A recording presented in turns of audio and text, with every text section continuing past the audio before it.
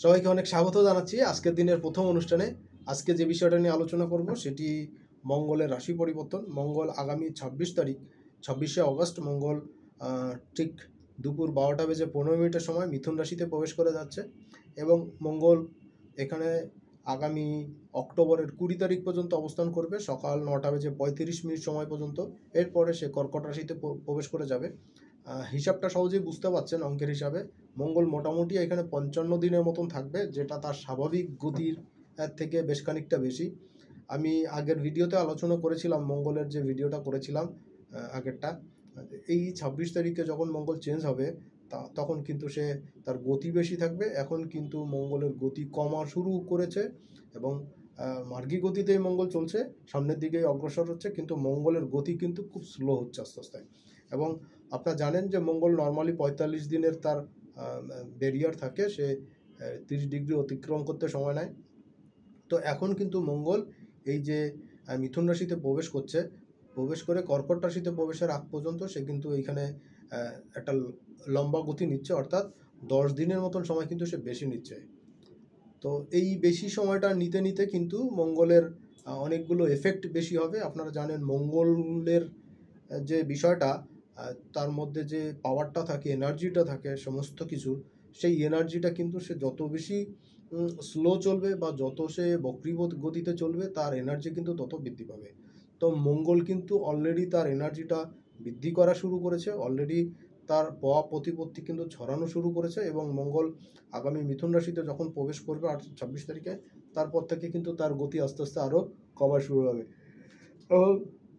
মঙ্গল প্রথমে এখন মৃগশিরা নক্ষত্রের উপর দিয়ে পাস করে যাচ্ছে, এরপর রাহু নক্ষত্রের আদ্রায় প্রবেশ করবে এবং আদ্রা নক্ষত্রেও মোটামুটিভাবে সে কিন্তু একটা স্বাভাবিক গতিতে চলবে। কিন্তু আদ্রা নক্ষত্র পার করার পরে যেই মঙ্গল কিনা পুনর্বসু নক্ষত্রে অর্থাৎ বৃহস্পতির নক্ষত্রে প্রবেশ করবে, তখন কিন্তু তার গতি আরও কমে যাবে এবং এই নক্ষত্রটা পার করতে তার কিন্তু অনেক সময় লাগবে।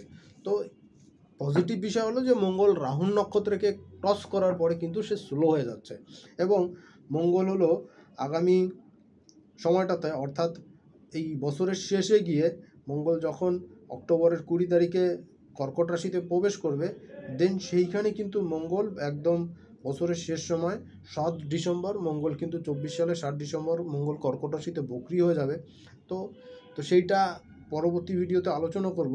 এবং মঙ্গল পরবর্তীতে কর্কট থেকে আবার মিথুন রাশিতে প্রবেশ করে যাবে, অল্প সময় থাকবে কর্কট রাশিতে প্রবেশ করে, তারপর মিথুন রাশিতে প্রবেশ করে যাবে 21শে জানুয়ারি। সে পিছন দিকে আস্তে আস্তে সে আবার ডিরেক্ট হয়ে যাচ্ছে 23শে ফেব্রুয়ারি 2025 সালে।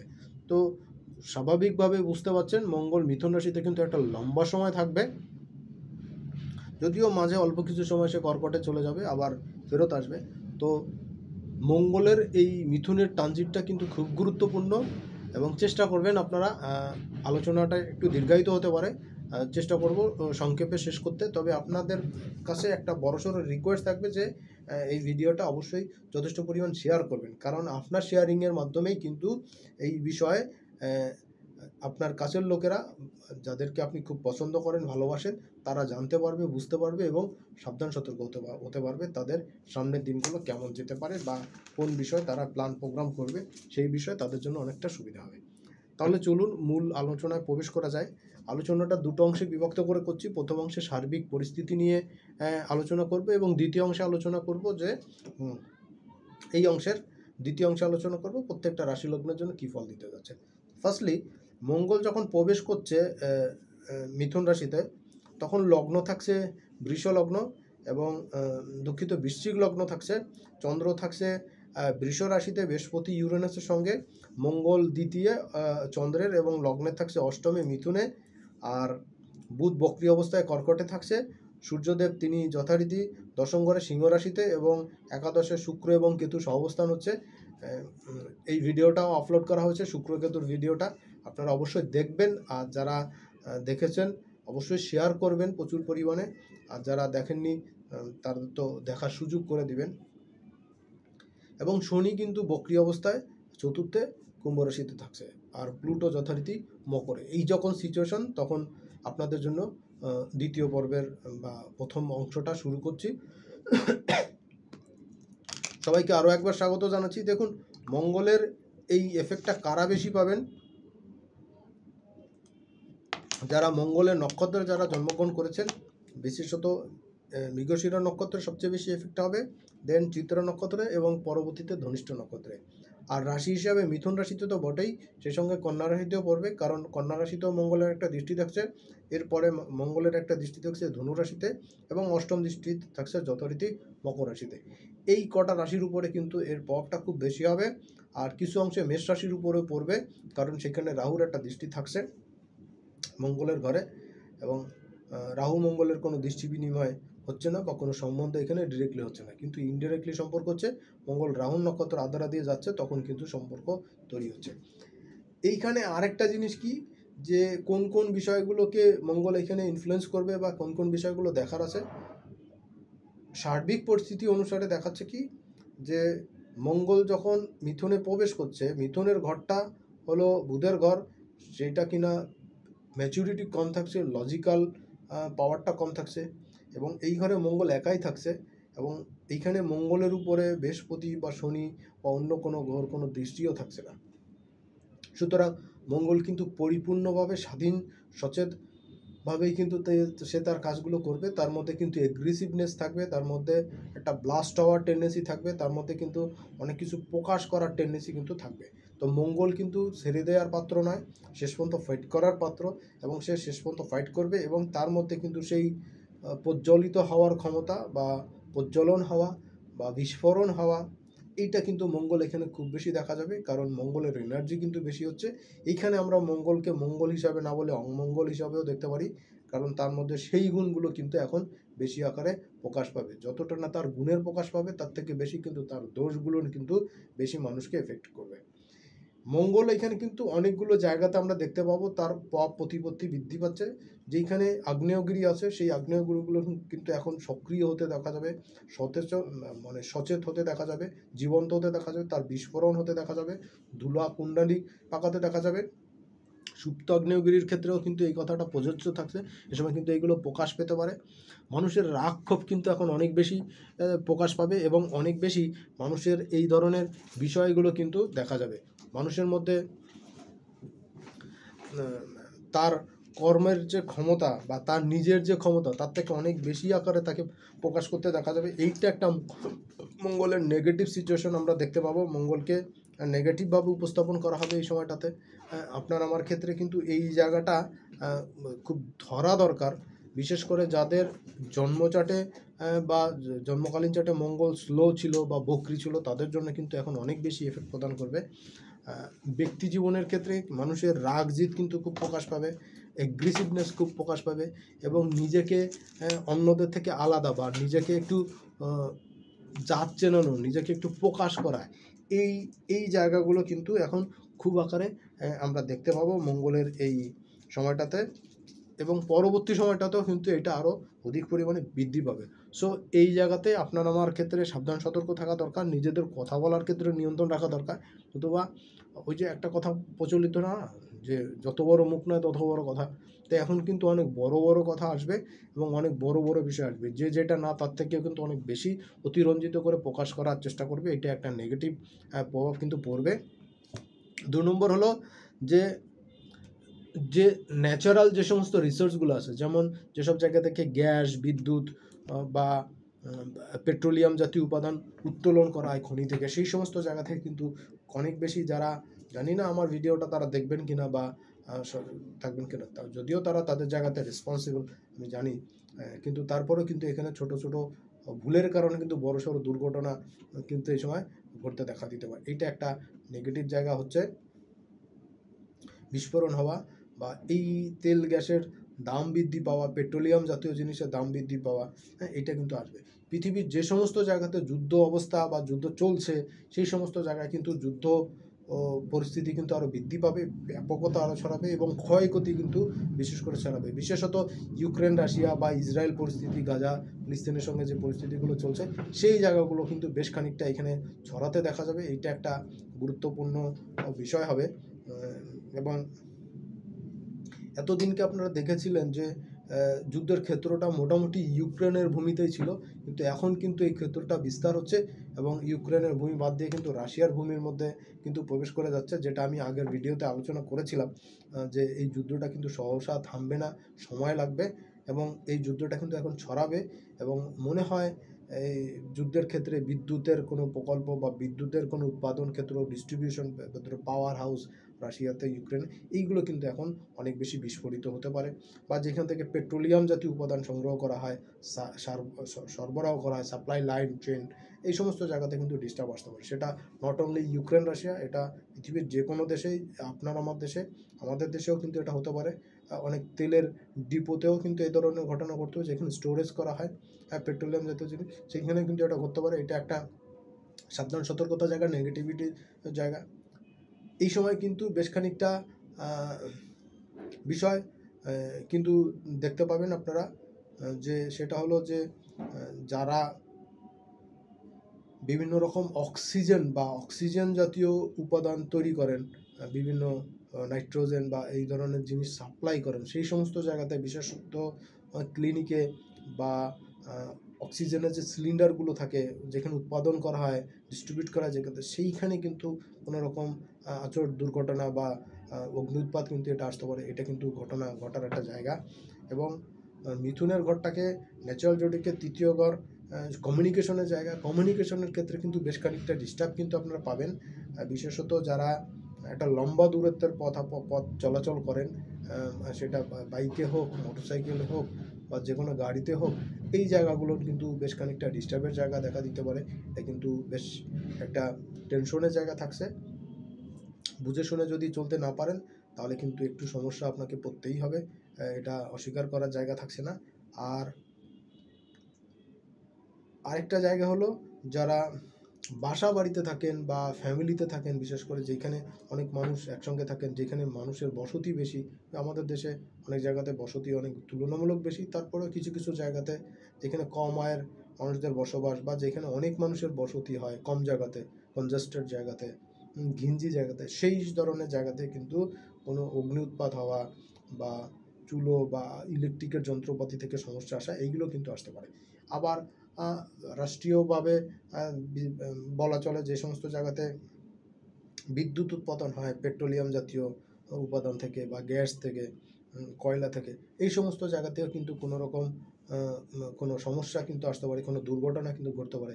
পানি বিদ্যুতের থেকেও কিন্তু কোনো মৃত্যু মিছিল কিন্তু বৃদ্ধি পেতে পারে। এই জায়গাগুলো কিন্তু একটু সাবধান সতর্ক থাকা দরকার। আর প্রত্যেকটা মানুষের ক্ষেত্রেই কিন্তু রাগ জিদ খুব বৃদ্ধি পাবে, এগ্রেসিভনেস খুব বৃদ্ধি পাবে এবং কথাবার্তা বলায় কোনো রাগ ডাক থাকবে না, কোনো মানে কি বলবো, মানে নিজেদের মধ্যে নিয়ন্ত্রণ রাখাটা মুশকিল হবে। আমি প্রত্যেককে রিকোয়েস্ট করব, যার যার অবস্থান থেকে নিজের রাগ জিদকে নিয়ন্ত্রণ রাখার চেষ্টা করুন। এবং বেসিক্যালি মঙ্গল সরে যাবে, আদ্রা নক্ষত্র যখন থাকবে তখন কিন্তু বেশি হবে এবং সেইটা মোটামুটিভাবে 10-12 দিন পর থেকেই কিন্তু এটা খুব আসবে। মোটামুটিভাবে সামনের মাসের, অর্থাৎ সেপ্টেম্বরের 10 তারিখের পর থেকে কিন্তু মঙ্গলের এগ্রেসিভনেস বা এর প্রভাবটা কিন্তু বেশি দেখা যাবে এবং শেষ সময় পর্যন্ত অক্টোবরের 20 তারিখ পর্যন্ত, বিশেষত সেপ্টেম্বরের 20 তারিখের পর থেকে অক্টোবরের 20 তারিখ পর্যন্ত মঙ্গলের গতি খুব স্লো থাকবে। এই সময় কিন্তু তার প্রভাব প্রতিপত্তি অনেক বেশি কিন্তু বুঝতে পারবেন, দেখতে পাবেন। এইটা হলো গিয়ে একটা নেগেটিভিটির জায়গা, একটা চরম সতর্কতা জায়গা। মোটামুটি এই ছিল প্রথম অংশের আলোচনা।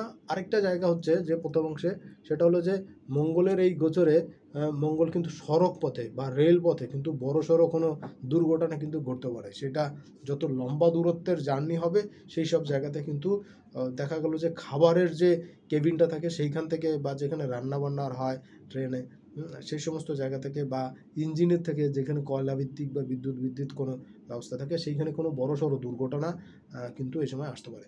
আর মানব শরীরে কিন্তু রোড অ্যাক্সিডেন্টের সংখ্যা বৃদ্ধি পেতে পারে, বিশেষ করে সেপ্টেম্বরের 20 তারিখের পর থেকে এটা বেশি আকার ধারণ করবে।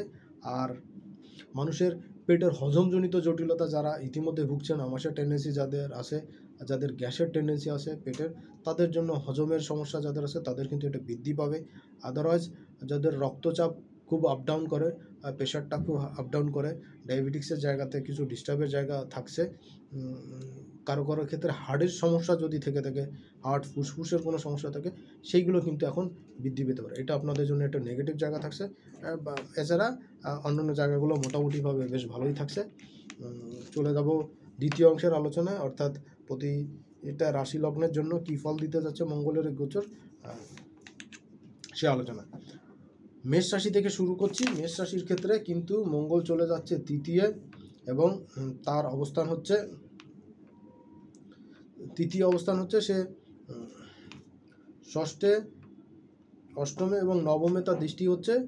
তো এই মঙ্গল কিন্তু আপনার জীবনের মেষ রাশি লগ্নের জন্য কিন্তু বেশ খানিকটা ডিস্টার্বের জায়গা তৈরি করবে, বিশেষ করে কমিউনিকেশনের ক্ষেত্রে আপনাকে কিন্তু বেশ খানিকটা ভোগাবে। এই কমিউনিকেশনের ক্ষেত্রে বেশ খানিকটা ভোগাবে। আপনার হওয়া কাজগুলো না হওয়া, বা আপনি যতটা উদ্যোগী হয়ে কাজ সম্পাদন করতে চাবেন সেইভাবে কিন্তু করতে পারবেন না।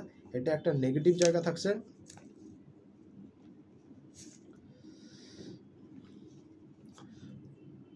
উদ্যমের জায়গাতে কিন্তু নেগেটিভিটিতে জায়গা থাকছে। আর শারীরিকভাবে ছোটোখাটো অ্যাক্সিডেন্ট, দুর্ঘটনা কিন্তু আপনার ক্ষেত্রে ঘটতে পারে। আর ঋণগ্রস্ত হওয়ার টেন্ডেন্সি কিন্তু মেষ রাশি লগ্নের জন্য কিন্তু কিছুটা বৃদ্ধি পেতে পারে। এটা আপনাদের জন্য একটু সাবধান সতর্ক থাকা দরকার, অন্যথায় কিন্তু সমস্যা বাড়বে। মেষের জন্য আরেকটা জায়গা হচ্ছে যে মেষের পেটের হজমজনিত জটিলতাও কিন্তু এই সময় একটু বৃদ্ধি পেতে পারে। বৃষ রাশির জন্য কিন্তু দ্বিতীয় মঙ্গলের গোচর হচ্ছে, দ্বাদশপতি মঙ্গল, সে কিন্তু দ্বিতীয় গোচর করছে। এই মঙ্গল কিন্তু আপনার চতুর্থ, সপ্তম এবং অষ্টমকে দৃষ্টি দিয়ে থাকবে। সুতরাং প্রেম ভালোবাসা, দাম্পত্য জীবনের ক্ষেত্রে বেশ খানিকটা কিন্তু অস্থিরতা জায়গা হচ্ছে। এই সময় কিন্তু প্রেম ভালোবাসার ক্ষেত্রে কিন্তু কিছু ডিস্টার্ব আসবে, এবং হওয়া কাজগুলো হতে না হওয়া বা ডিলে হওয়া, এটা যেমন হবে, কিছু কিছু ক্ষেত্রে পোস্টপন্ড হয়ে যাবে। আর প্রেমিকাদের ক্ষেত্রে কিন্তু ইগোয়েস্টিক ব্যাপার বৃদ্ধি পাবে। এই কারণে কিন্তু দাম্পত্য জীবনে যারা আছেন বা যারা প্রেম ভালোবাসার মধ্যে জড়িত হচ্ছেন, তাদের জন্য কিন্তু একটু টাফ সিচুয়েশন যাবে, এবং এটা কিন্তু একটু দীর্ঘস্থায়ী হতে পারে। সো যা করবেন বুঝে শুনে করবেন, বা বুঝে শুনে সিদ্ধান্ত নেবেন, এটা আপনাদের জন্য একটু সতর্কতার জায়গা।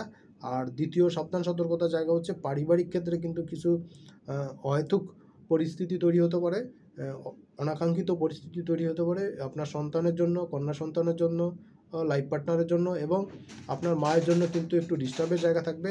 মায়ের শরীর স্বাস্থ্য, কন্যা সন্তান, স্পাউসের শরীর স্বাস্থ্য কিন্তু আপনাকে একটু ভোগাতে পারে। এইটা হলো একটু নেগেটিভ জায়গা হচ্ছে। আর পরবর্তী রাশি হলো মিথুন রাশি। মিথুন রাশিতে এই মঙ্গলের গোচর হচ্ছে।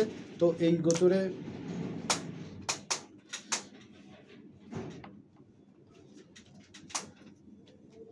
মিথুন রাশির জন্য কিন্তু মায়ের শরীর স্বাস্থ্য বেশ খানিকটা ভোগাবে। এটা আপনাদের বেশ খানিকটা ডিস্টার্বের জায়গা হচ্ছে।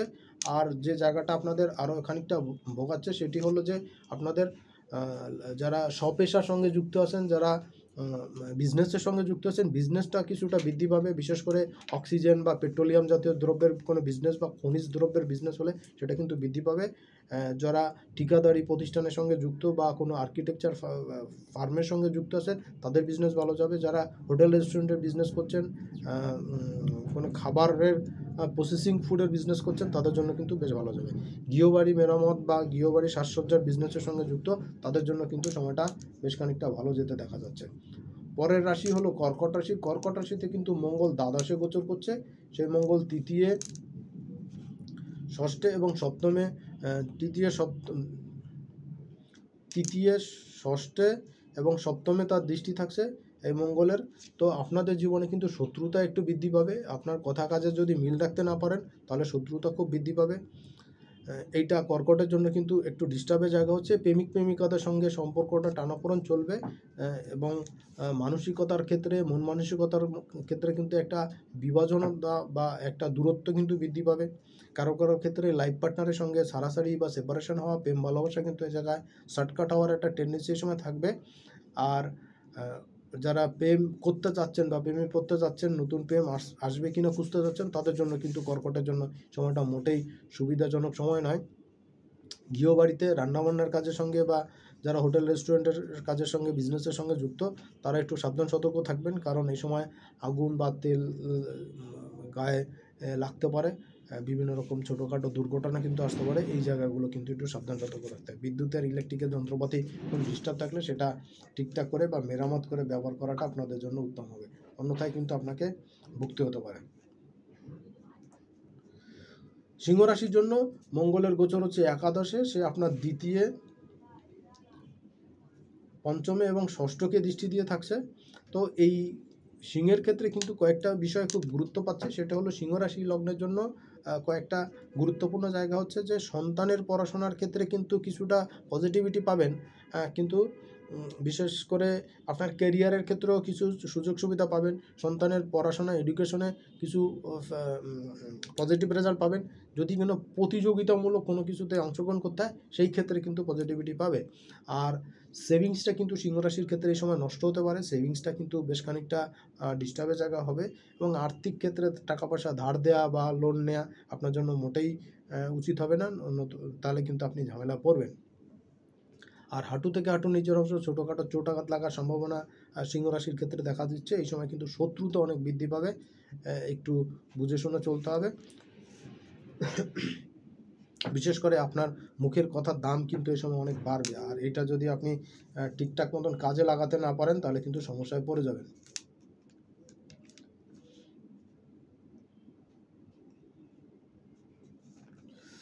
পরের রাশি কন্যা রাশি। কন্যা রাশির জন্য কিন্তু এই মঙ্গলের গোচর ভালো এবং মন্দ উভয় দিক থেকে ফল প্রদান করতে যাচ্ছে। বিশেষ করে কন্যা রাশির জন্য অলরেডি আপনার রাশিতে কেতু অবস্থান করে আছে, আর শুক্রও প্রবেশ করে যাবে কিছুক্ষণ পরেই যখন অনুষ্ঠানটি করছি। তো কিছু কিন্তু অপরচুনিটি আসবে, কিছু ইগোয়েস্টিক ব্যাপার খুব বৃদ্ধি পাবে, এবং নিচের গোপন বিষয়গুলো বা আপনার কাছের মানুষের গোপন বিষয়গুলো, সিক্রেট বিষয়গুলো কিন্তু আপনি এখন জানতে বুঝতে পারবেন, দেখতে পাবেন। এইটা একটু গুরুত্বপূর্ণ বিষয় হচ্ছে। প্রেম ভালোবাসার ক্ষেত্রে একটু ডিস্টার্বের জায়গা আসবে। বিজনেসের ক্ষেত্রে কিন্তু কিছু প্রসার এই সময় ঘটতে দেখা যাবে। কর্মক্ষেত্রে কিছু অনাকাঙ্ক্ষিত ঘটনা কিন্তু এই সময় আপনার সামনে আসতে পারে, বা অনাকাঙ্ক্ষিত বিষয়গুলো কিন্তু আপনি জড়িয়ে যেতে পারেন অনাকাঙ্ক্ষিত বিষয় কোনো ঝামেলার সঙ্গে।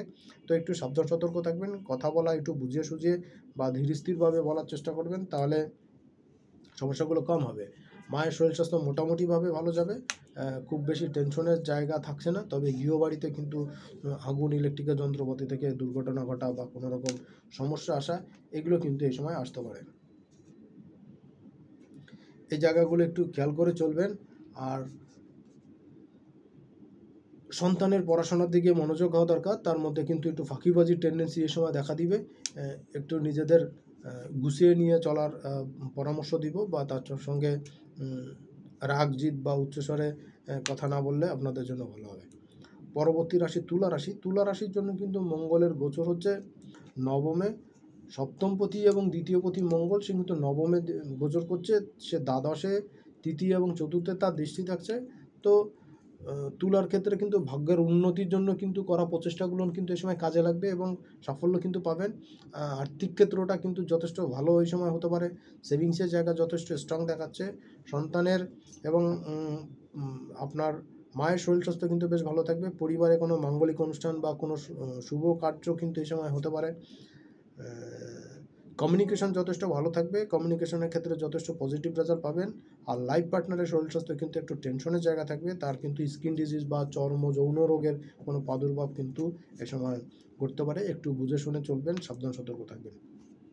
খাওয়া দাওয়ার ক্ষেত্রে সাবধান না হলে কিন্তু অ্যালার্জেটিক সমস্যা বেশ বৃদ্ধি পেতে পারে, এটা কিন্তু আপনাদের বেশ খানিকটা ভোগাবে। পরবর্তী রাশি হলো বৃশ্চিক রাশি। বৃশ্চিক রাশির ক্ষেত্রে মঙ্গল কিন্তু অষ্টমে গোচর করছে, এবং এই মঙ্গল আপনাকে দ্বিতীয়, তৃতীয় এবং একাদশে তার দৃষ্টি হচ্ছে। সুতরাং বুঝতেই পাচ্ছেন বৃশ্চিক রাশির জন্য রাশির অধিপতি, রাশি লগ্নের অধিপতি এবং ষষ্ঠপতি মঙ্গল সে অষ্টমে দৃষ্টি দিচ্ছে, অষ্টমে গোচর করছে। বৃশ্চিকের জন্য কিন্তু বেশ খানিকটা রাফ টাফ সময় যাবে। আর্থিকভাবে কিন্তু কোনো গেইন করার আপনি সুযোগ পাবেন। কোনো বড় কোনো যারা অর্ডার, ঠিকাদারি কাজের সঙ্গে বা চেইন সাপ্লাইয়ের কাজের সঙ্গে যুক্ত আছেন, বা বিদ্যুতের ইলেকট্রনিক্সের দ্রব্যের বিজনেসের সঙ্গে যুক্ত আছেন, কপারের কোনো বিজনেসের সঙ্গে বা ঠিকাদারি কাজের সঙ্গে যুক্ত আছেন, তাদের জন্য কিন্তু সময়টা বেশ ভালো যাবে। এই ধরনের কাজে কিন্তু বড়সড় কোনো কাজের অর্ডার হওয়া বা কোনো চুক্তিপত্র হওয়া, এইগুলো কিন্তু এই সময় হতে পারে। আর্থিক বিষয়টা কিন্তু যথেষ্ট প্রোগ্রেস এই সময় করবে, আর্থিক উন্নতি আসবে, পারিবারিক সুখ শান্তির জায়গাটাও মোটামুটিভাবে ভালো থাকবে। তবে কি শারীরিকভাবে কিন্তু ছোটোখাটো চোট আঘাত লাগার একটা সম্ভাবনা এই সময় থাকছে। নিজেকে একটু বুঝিয়ে শুনিয়ে মানিয়ে চলার চেষ্টা করুন। আর রাগ জিদকে ইগোকে যতটা কম পারেন প্রকাশ করতে, ততই কিন্তু আপনাদের জন্য ভালো ফল প্রদান করতে যাবে। মোটামুটিভাবে বৃশ্চিকের জন্য এই গোচরটা আর্থিকভাবে ভালো হলো, শারীরিক ক্ষেত্রে কিন্তু তত ভালো নয়। যাদের হার্টের অসুখ আছে, বিশেষ করে যাদের 45-এর উপরে বয়স আছে, তাদের জন্য একটু টেনশনের জায়গা থাকলো। বাকিদের জন্য কিন্তু মোটামুটিভাবে বেশ ভালো ফল আপনি আশা করতেই পারেন। পরবর্তী রাশি ধনুরাশি। ধনুরাশির ক্ষেত্রে মঙ্গল কিন্তু পঞ্চমপতি, সে সপ্তমে গোচর করছে। তার দশমে দৃষ্টি থাকছে, লগ্নকে দৃষ্টি দিচ্ছে এবং দ্বিতীয়কে দৃষ্টি দিচ্ছে। দেখুন, মঙ্গলের এই গোচরে আপনাদের জন্য কিন্তু লাভদায়ক সিচুয়েশন হচ্ছে, যদিও আপনাদের প্রেম ভালোবাসার ক্ষেত্রে কিন্তু একটু জটিল কঠিন অবস্থা আসবে। এই সময় কিন্তু বেশ খানিকটা পরীক্ষার মধ্যে দিয়ে আপনাকে যেতে হতে পারে, বিশেষত প্রেম ভালোবাসার জন্য জায়গাটাতে নিয়ে। তো এই জায়গা থেকে একটু নিজেদেরকে সেফলি থাকার চেষ্টা করবেন এবং বিতর্কিত বিষয়গুলো নিয়ে, অর্থাৎ যে বিষয় নিয়ে কথা বললে ঝামেলা ঝঞ্ঝাট তৈরি হবে, বিতর্ক তৈরি হবে, সেই বিষয়গুলোকে একটু অ্যাভয়েড করে চলবেন। তাহলে কিন্তু অনেকাংশে ভালো ফল দেবে মঙ্গল। বিশেষ করে যারা ঠিকাদারি কাজের সঙ্গে বা কোনো পেট্রোলিয়াম জাতীয় দ্রব্যের বিজনেসের সঙ্গে যুক্ত, কেমিক্যালের বিজনেসের সঙ্গে যুক্ত, তারা কিন্তু বেশ ভালো ফল পাবেন। বিজনেসের জায়গা, স্বপেশার জায়গায় কিন্তু মারাত্মক শুভ ফল আপনারা পেতে পারেন মঙ্গলের গোচরে। প্রেম ভালোবাসা দাম্পত্য জীবনে কিন্তু ছোটোখাটো বিষয় নিয়ে কিন্তু মতের অমিল আসতে পারে। এই জায়গাটা একটু সাবধান সতর্ক থাকতে হবে। বিশেষ করে কথা বলার ক্ষেত্রে কিন্তু একটু ঝাঁঝালো কথা কিন্তু আপনার মুখ দিয়ে বেরোতে পারে। এটাকে একটু নিয়ন্ত্রণ করার জন্য সচেষ্ট থাকুন। আর্থিক ক্ষেত্রে বেনিফিট পাবেন, সেভিংসটা কিন্তু ভালো হবে। আর এই সময় নিজে বা অন্য কাউকে ধার দেওয়া বা ধার নেওয়া থেকে বিরত থাকুন। তাহলে কিন্তু যেটাই করেন না কেন সেটা কিন্তু পরিশোধ করা বা ফেরত পাওয়াটা আপনার জন্য কিন্তু মুশকিল হয়ে যাবে। মোটামুটিভাবে মঙ্গলের এই গোচরে ধনুরাশির জন্য কর্মক্ষেত্রেও বেশ খানিকটা উন্নতির জায়গা পাচ্ছেন। বিশেষত শুক্র প্রবেশ করে যাবে, কেতুর সঙ্গে যুক্ত হবে, সেই জায়গাটা কিন্তু আপনাদের জন্য তখন থেকে আরও বেটার ফল আপনারা পেয়ে যাবেন। পরবর্তী রাশি হলো মকর রাশি। দেখুন, মকর রাশির জন্য কিন্তু মঙ্গলের গোচর হচ্ছে ষষ্ঠে। এই মঙ্গল হলো আপনার চতুর্থপতি, সে ষষ্ঠে গোচর করছে। সে নবমে তার দৃষ্টি দিচ্ছে এবং দ্বাদশে এবং লগ্নকে সে দৃষ্টি দিচ্ছে। দেখুন, মঙ্গলের এই গোচরটা কিন্তু আপনাদের জন্য বেশ খানিকটা পজিটিভ এবং নেগেটিভ ফল মিশ্রিত হচ্ছে। বিশেষ করে মঙ্গল যখন রাহুর নক্ষত্র দিয়ে প্রবেশ করবে, আদ্রা নক্ষত্রে, তখন কিন্তু একটু চাপ অনুভব করবেন। বিশেষ করে সেপ্টেম্বরের 20 তারিখ পর্যন্ত কিন্তু আপনাদের জন্য একটু টেনশনের জায়গা থাকছে। বিশেষ করে মঙ্গলের নক্ষত্র পার করার পরে রাহুর নক্ষত্র আদ্রা নক্ষত্র দিয়ে যখন যাবে, তখন কিন্তু একটু টেনশনের জায়গা আপনাদের জন্য থাকছে মকর রাশির জন্য। যারা মঙ্গলের নক্ষত্রে, অর্থাৎ যারা ধনিষ্ঠা নক্ষত্রে জন্মগ্রহণ করেছেন মঙ্গলের মকর রাশিতে, তাদের জন্য কিন্তু এই সময়টা একটু চাপের হবে। শত্রুতা কিন্তু খুব বাড়বে, চুরি হওয়া, ডাকাতি হওয়া বা কোনো কিছু হ্যাকিং হওয়া, এই সমস্যাগুলো কিন্তু এই সময় বৃদ্ধি পেতে পারে। সম্পত্তি সংক্রান্ত জটিলতা কিন্তু এই সময় আসতে পারে। প্রেম বিবাহ দাম্পত্য জীবনে কিন্তু সাকসেস পাবেন মকরের ক্ষেত্রে। ওয়াইফের বা স্পাউসের অসুস্থতার জায়গায় কিন্তু আরোগ্য লাভ হওয়ার ঘটনা ঘটবে, কিন্তু আর্থিক ব্যয় বৃদ্ধি পাবে। আর ভাগ্য উন্নতিতে কিন্তু বাধাগ্রস্ত আসবে। আচট কিন্তু ভাগ্য উন্নতি হতে হতে কিন্তু ভাগ্য অবনতি কিন্তু এই সময় আপনি দেখতে পারেন। ব্যয় বৃদ্ধি পাবে, কাছে পিঠে কোথাও ঘুরতে যাওয়া, বেড়াতে যাওয়ার সম্ভাবনা তৈরি হচ্ছে, কিন্তু সেটাও আপনার জন্য আর্থিকভাবে লসদায়ক হবে। কোনো ভ্রমণ কিন্তু আপনাকে বাধ্যতামূলক করতে হতে পারে, যেটা আপনার আর্থিকভাবে লসের কারণ হবে এবং শারীরিকভাবে ক্লান্তি বা শারীরিক কষ্টের কারণ হবে। সাবধান সতর্ক না হলে কিন্তু পেটের হজমজনিত জটিলতার সঙ্গে সঙ্গে হাঁটুর নিচের অংশে কিন্তু ইনজুর হওয়ার সম্ভাবনা কিন্তু থাকছে। কুম্ভ রাশি লগ্নের জন্য কিন্তু দুইটা বিষয় খুব সাবধান সতর্ক থাকার জন্য দরকার। সেটি হলো মঙ্গল পঞ্চমে গোচর করছে, তৃতীয়পতি, এবং এই মঙ্গল কিন্তু আপনার অষ্টমকে দৃষ্টি দিচ্ছে, একাদশকে এবং দ্বাদশকে দৃষ্টি দিচ্ছে। দেখুন, এই মঙ্গল কিন্তু আপনার দশমপতি এবং তৃতীয়পতি মঙ্গল সে পঞ্চমে গোচর করছে। এডুকেশনের জন্য আপনার এবং আপনার সন্তানের, যারা পড়াশোনার সঙ্গে যুক্ত আছেন তাদের জন্য, এবং যে জাতকের সন্তানেরা পড়াশোনা করছে তাদের জন্য কিন্তু এই সময়টা কিছুটা বেনিফিটের টাইম আসবে। বিশেষ করে কোনো সাকসেস কিন্তু আসবে। বিশেষ করে প্রতিযোগিতামূলক কোনো পরীক্ষার রেজাল্ট কিন্তু এই সময় আপনার ফেভারে আসতে পারে। এবং একই সঙ্গে কোনো উদ্ভাবনী কোনো কাজের সঙ্গে বা ইঞ্জিনিয়ারিং কোনো কাজের সঙ্গে যদি যুক্ত থাকেন, সেই ক্ষেত্রে কিন্তু আপনাদের জন্য অনেকটা পজিটিভ ফল এই সময় আপনারা পেয়ে যাবেন। মঙ্গলের ক্ষেত্রে কুম্ভ রাশির ক্ষেত্রে মঙ্গলের এই গোচরে কিন্তু শত্রুতা বৃদ্ধি পাবে এবং লাইফ পার্টনারের অসুস্থতার জন্য কিন্তু আর্থিক ব্যয় বৃদ্ধি পাবে। আপনার ক্ষেত্রে কিন্তু পেটের হজমজনিত জটিলতা, বিশেষ করে আমাশয়ের টেন্ডেন্সি যাদের আছে, এগুলো কিন্তু বেশ খানিকটা ভোগাবে। কর্মের ক্ষেত্রে কর্মে ঝামেলা ঝঞ্ঝাট বৃদ্ধি পাবে এবং আয় ইনকাম কিন্তু বেশ খানিকটা কমে যেতে পারে কুম্ভ রাশির জন্য। এটা আপনাদের জন্য একটা নেগেটিভ জায়গা থাকছে। আর ব্যয় কিন্তু বৃদ্ধি পাবে, বিশেষ করে রোগ শোকে ভোগার জন্য কিন্তু আর্থিক ক্ষেত্রে ব্যয় বৃদ্ধি পাবে। অন্যথায় বাড়িঘরের কোনো কাজের জন্য বা বাড়িঘরের কোনো দুর্ঘটনার জন্য কিন্তু আপনাদের আর্থিকভাবে ক্ষতি হওয়ার একটা চান্স কিন্তু এ সময় দেখাচ্ছে। পরের রাশি মীন রাশি, সর্বশেষ রাশি মীন রাশির জন্য কিন্তু মঙ্গল দ্বিতীয়পতি এবং নবমপতি এবং দ্বিতীয়পতি মঙ্গল, সে কিন্তু আপনার চতুর্থে গোচর করছে। তো মায়ের শরীর স্বাস্থ্য নিয়ে যেমন একটু টেনশন বৃদ্ধি পাবে, বিশেষ করে সেপ্টেম্বরের 20 তারিখের পর থেকে অক্টোবরের 20 তারিখ পর্যন্ত মঙ্গল এই সময় রাহু নক্ষত্র দিয়ে যাবে। এই সময়টা কিন্তু বেশ খানিকটা এনজাইটির মধ্যে থাকবেন, আর্থিক ব্যয় বৃদ্ধি পাবে। রাহুর ক্ষেত্রে রাহু আপনার লগ্নেই রাশিতেই থাকছে মীন রাশির ক্ষেত্রে। তো মায়ের শরীর স্বাস্থ্য কিন্তু এই সময় একটু টেনশনের কারণ হবে। ওনার শারীরিক অসুস্থতা, বিশেষ করে হজমজনিত জটিলতা, পেটের পালসের টেন্ডেন্সি, পেটের হজমের সমস্যা, আমাশয়ের টেন্ডেন্সি, এগুলো কিন্তু বৃদ্ধি পেতে পারে। আর মীন রাশির জাতক জাতিকাদের আপনার ক্ষেত্রেও কিন্তু পেটের সমস্যা, কিন্তু হজমের সমস্যা, এগুলো কিন্তু বৃদ্ধি পারে। শ্বাসকষ্ট যাদের আছে, অ্যাজমেটিক সমস্যা যাদের আছে, তাদের কিন্তু এগুলো বৃদ্ধি পেতে পারে।